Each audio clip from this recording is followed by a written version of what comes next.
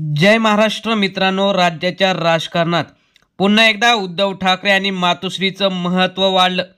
उद्धव ठाकरे यांच्या प्रामाणिक नेतृत्वावर विश्वास ठेवून राज्यातील 6 जिल्ह्यातील छोट्या मोठ्या नेत्यांनी 300 नेत्यांनी मातोश्रीवर जाहीर पक्षप्रवेश केलेला आहे.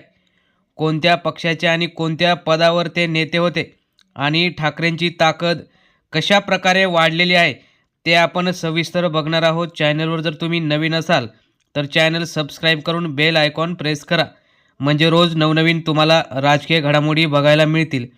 आपण नेमकं काय झालंय ते बघणार आहोत. मित्रांनो, तुम्हाला जर व्हिडिओ शेवटपर्यंत आवडला तर नक्कीच लाईक करा. लाईक करायला 1 सेकंद लागतो. आपण बघूया की नेमकं काय झालेलं आहे. गेल्या 3 ते 4 वर्षापूर्वी उद्धव ठाकरे यांचा पक्ष भाजपाने खिळखिळा केला. उद्धव ठाकरेंचं पक्ष आणि चिन्हसुद्धा एकनाथ शिंदे यांना दिलं, परंतु तरीही उद्धव ठाकरे हे लढत राहिले. बाळासाहेब ठाकरेंचा वारसा घेऊन आलेले उद्धव ठाकरे यांना संघर्ष काय नवीन नाही. संघर्ष करत करत त्यांनी नवीन चिन्ह आणि पक्षावर लोकसभेमध्ये चांगलं जे काही खासदारकीची संख्या आणली. शिंदे गटापेक्षा जास्त आणि भाजपापेक्षा जास्त खासदार हे ठाकरेंनी निवडून आणले. राज्यात काँग्रेस 1 नंबरवर राहिला, तोही उद्धव ठाकरे यांच्या सोबतच्या लढण्यामुळेच. त्यामुळे उद्धव ठाकरेंचं महत्त्व महाराष्ट्रातून कधीच कमी होणार नाही हे लोकसभेला स्पष्ट झालं. आणि त्याचाच धागा पकडत अनेक जे काही छोटे मोठे नेते आहेत त्या उद्धव ठाकरे यांच्यासोबत आलेले आहेत.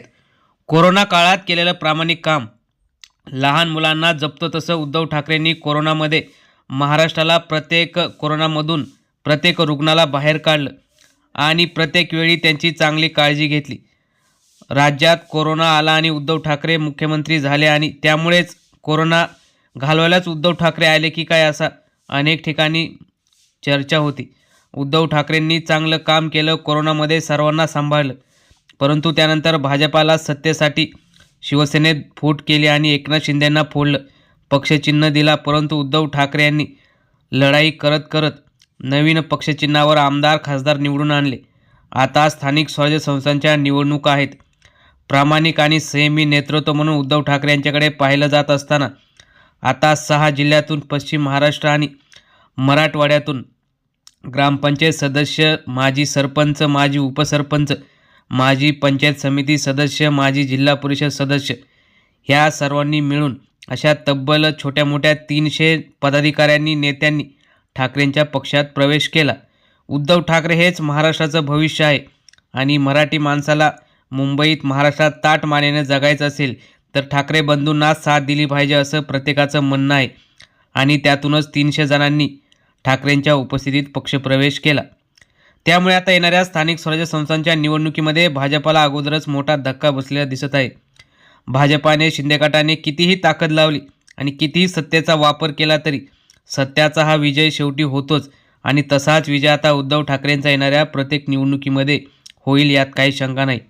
त्यामुळे सर्वांनी पक्षप्रवेश करताना सांगितलं की ठाकरेंचा भगवा झेंडा आम्ही फडकवणार आणि येणाऱ्या काळात पुन्हा एकदा उद्धव ठाकरे राज्याच्या केंद्रस्थानी. मातोश्री ही सर्वात मोठं हे वलय हे मातोश्रीचं असणार, यात काही शंका नाही. मित्रांनो, तुम्हाला काय वाटतं? उद्धव ठाकरे यांचा जो प्रामाणिकपणा, संयमी जो गुण आहे आणि लढाऊ वृत्ती जी भाजपाच्या विरोधात आहे त्याचंच विजयात रूपांतर होईल का? तुम्हाला काय वाटतं? तुम्हीसुद्धा तुमच्या प्रतिक्रिया कमेंट बॉक्समध्ये जरूर कळवा. धन्यवाद. जय हिंद, जय महाराष्ट्र.